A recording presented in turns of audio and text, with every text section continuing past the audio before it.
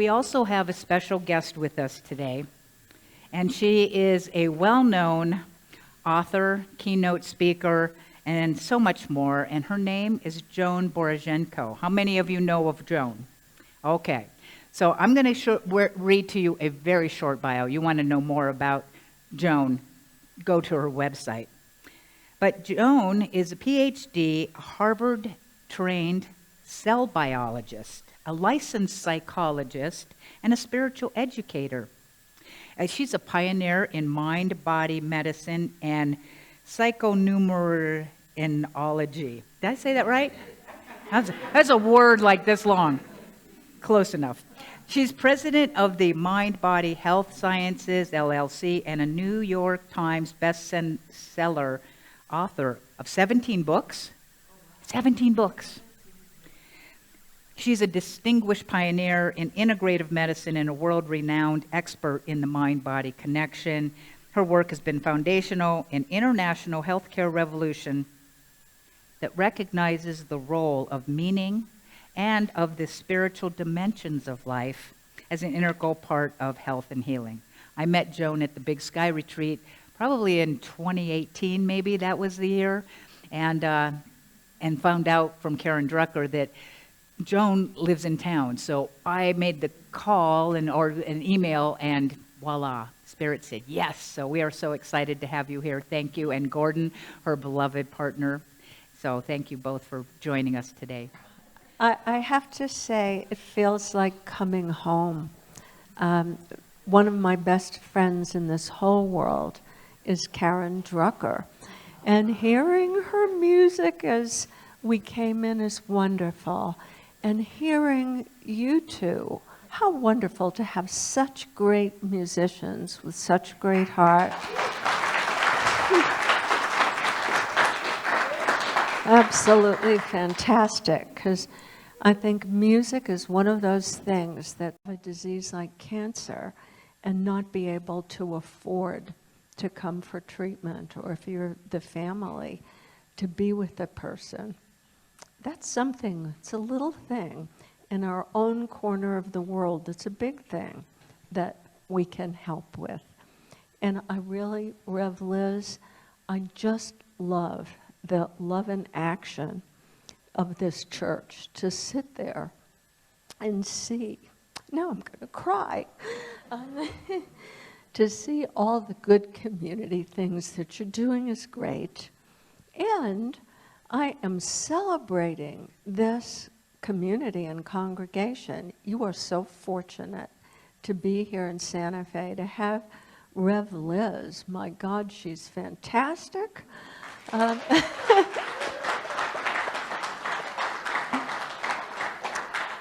And real.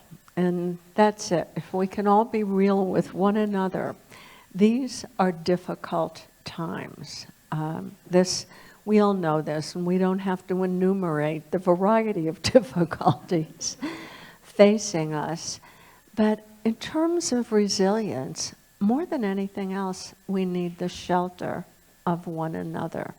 And I want to tell a little story and then, a few little practical tips and a poem.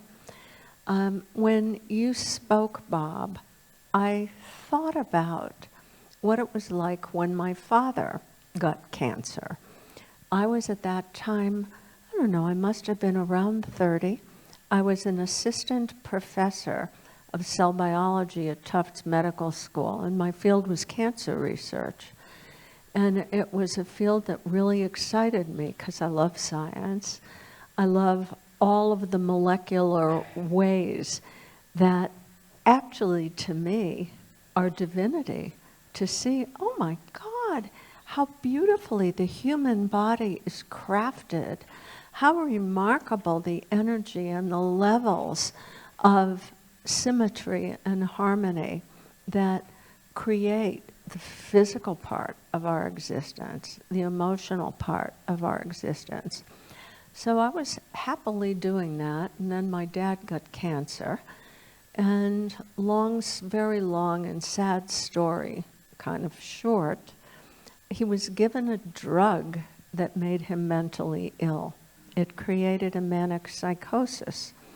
And it was as if a stranger had moved into his body, because he had such a flight of ideas that he would just kind of babble on, and there was no capacity for him to listen.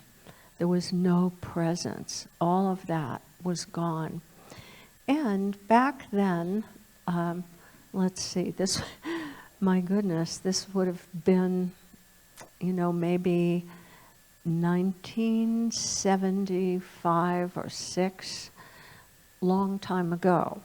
There was no help within hospital systems for people having mental health problems or just having trouble dealing with a very, very hard time.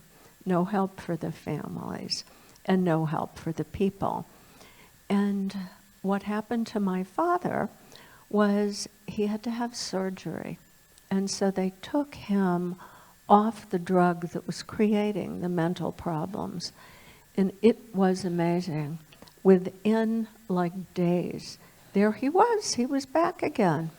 I always like to think of it as somebody who was lost in a shipwreck and floated in on a raft a year later, and there they were. And there was such joy. And there was a sense of connection. Now, he was in Florida, I was in Boston. There's sort of an unwritten rule amongst the Boston Jewish community, and that is, when you get old, you have to move to Miami. So, that he did. And he called, and he'd had his surgery, and there was the most deep connection, heart to heart. There he was, and there was that sense of presence that transcends time and space. Those moments, I think you've all had moments like that, a holy moment with someone else. The next morning at 6 o'clock, I got a call. He had waited for my mother to fall asleep, and then he had jumped out the window of their 30th or so floor condominium. And that, what can I say? We all look back at our life at times that were pivotal for us. And they're very often hard times, very difficult times. And I said to myself in that, I can't be in the laboratory behind a microscope anymore. I need to understand better what people with cancer are going through and what their families are going through.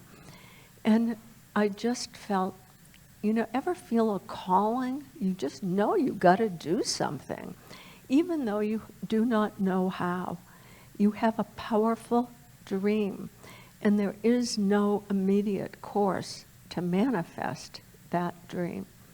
And I said to myself, or I heard that inner voice that calls us, that says, you have got to help other people in this situation. And I went to the chairman of my department and I said, I need to change my fields. And he said, but you're about to go up for tenure and you're going to have it. You're going to get tenure. Why would you leave now? And I said, I have to leave. I have had a call. And then the path opened in front of me. I had done research earlier in my life with a physician whose name was Herbert Benson. And he was really the first person to introduce meditation into medicine and to begin to explore the physiology of how meditation changes us.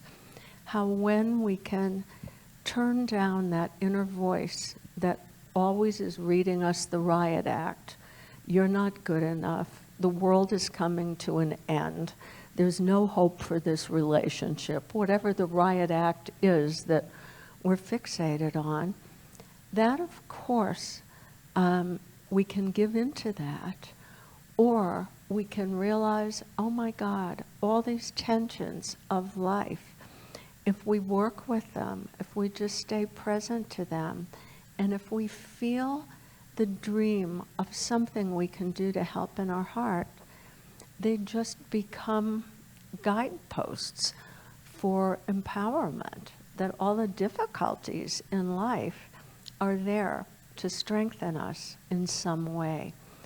And these are hard lessons. It's difficult. So I want to say that whatever honorarium I was going to get from this workshop, I'm going to donate, Bob, to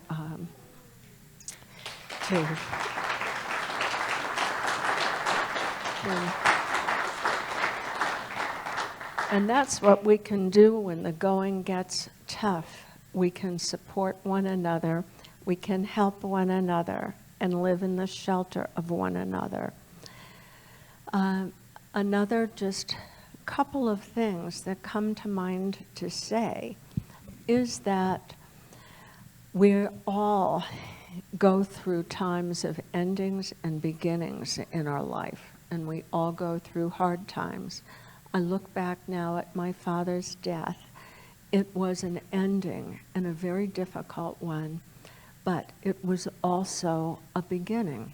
I can't speak for the other members of my family and what beginnings came to them, but for me, I wouldn't be standing here now had that really difficult circumstance not happened.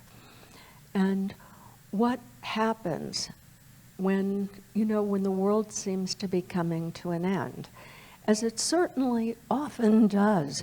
Who gets stuck in worrying like, oh my God, it's the end of planet Earth? Anyone ever have that thought? As things are not going well. This is the fact. But the fact also, I always say to myself, you never know. There are black swans, unexpected events, and so many times in history, just as things seemed at the brink, something comes along and there is a new beginning. Those new beginnings are always possible for us as individuals, for us as families, for us as communities, and for us as a nation and as a world. And so that hope is there. And for me, I also take comfort in Joseph Campbell and the hero's journey, because there, what he said is there are always times of separation. And the hero, which is us, which is all of us, we're on this journey together. In times of separation, the world falls apart. Everything is fractured. It's the end of whatever it was that helped us hold things together. And then, the actuality, I'll add, of the fact that we never had much control anyhow, comes to us. And the first and most important response to that is to simply surrender to the fact that it's a time of grieving. Because if we don't let ourselves grieve, we can't progress on the journey. And so, for those of you who are feeling grief personally, or because of what's happening in the world, for any reason, we let ourselves grieve, and moment by moment, make our way through that into the stage of the hero's journey that's called the liminal state. That time between no longer and not yet, when the old world has disappeared, but the new one has not yet appeared. And we're all together now. We're in liminal space. We're in the unknown. And we're really not taught, I think, as kids in this culture, coping strategies for dealing with the unknown. What we tend to be taught is how to retreat into previous beliefs and the most contracted vision of ourselves when we don't have to think outside the box. So this is a time in liminal space to allow ourselves not to know, not to have to know, and to wait in our hearts to see what emerges next, and simply to take what for us is the next right step from where we stand, from what we can see.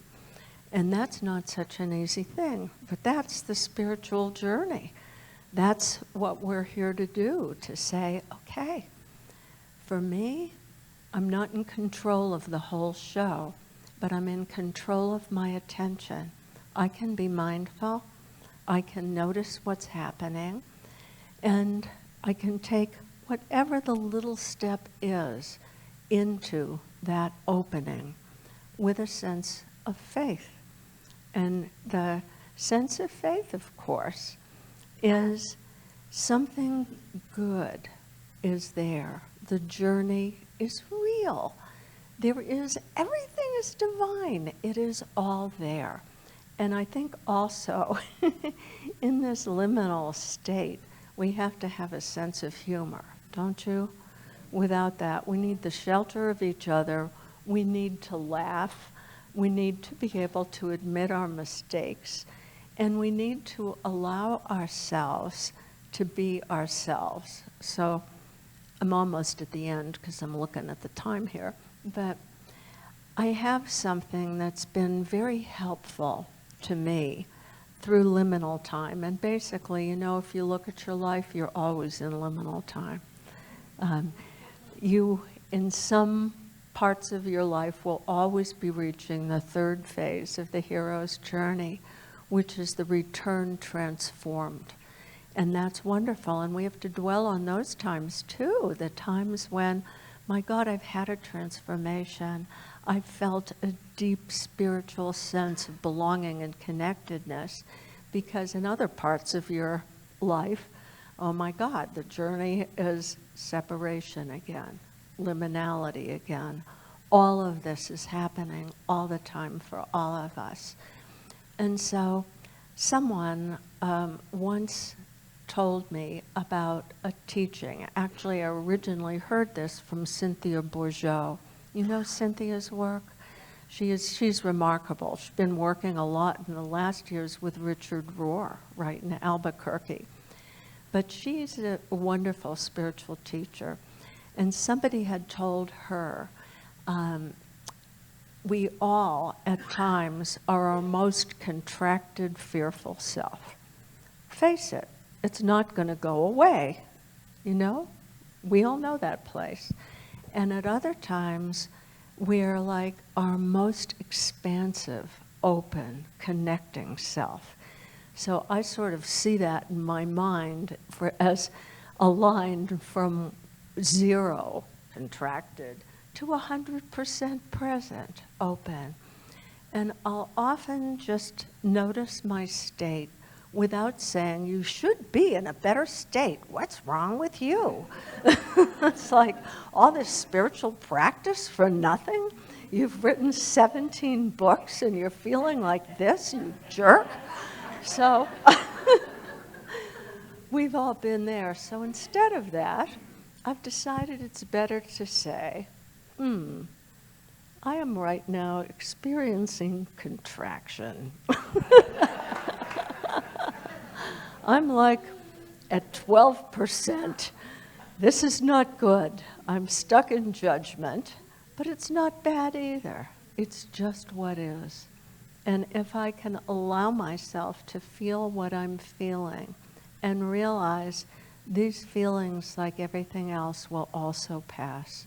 All things come, all things pass. All things are impermanent, but love always remains. So I want to end my talk with a poem that I totally love. It's quite a rascally poem. It's going to seem kind of harsh in the beginning, but don't worry, it opens out. It's by Ellen Bass. It's called Relax. And I first saw it several years ago in Spirituality and Health magazine. There was a column, Poem of the Month. So here it is. Relax. Bad things are going to happen. Your tomatoes will grow a fungus, and your cat will get run over.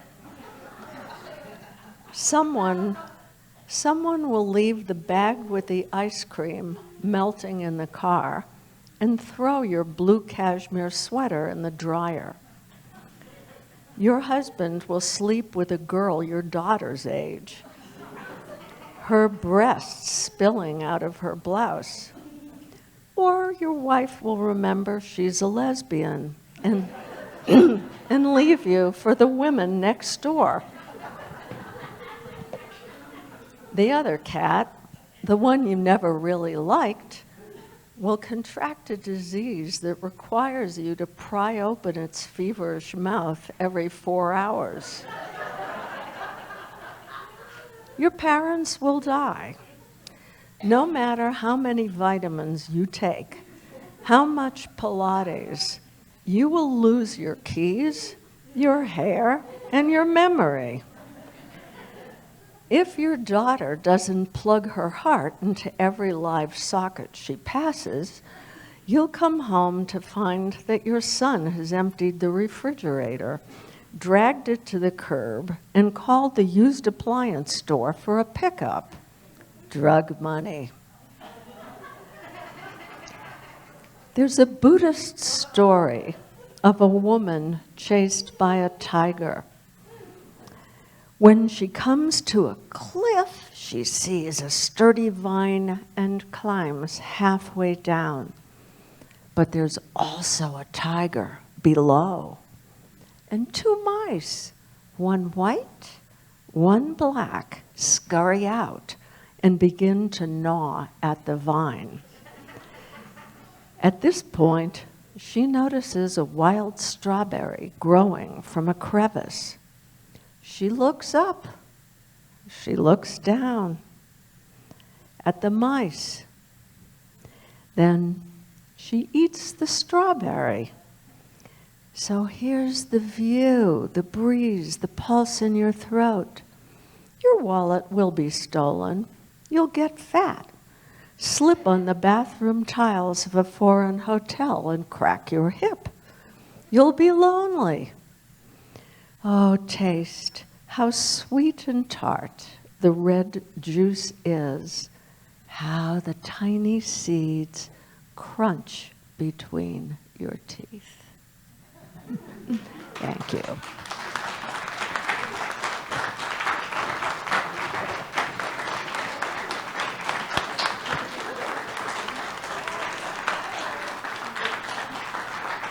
I'll see you around town. Now you know me. If you see me at the grocery store, come say hello.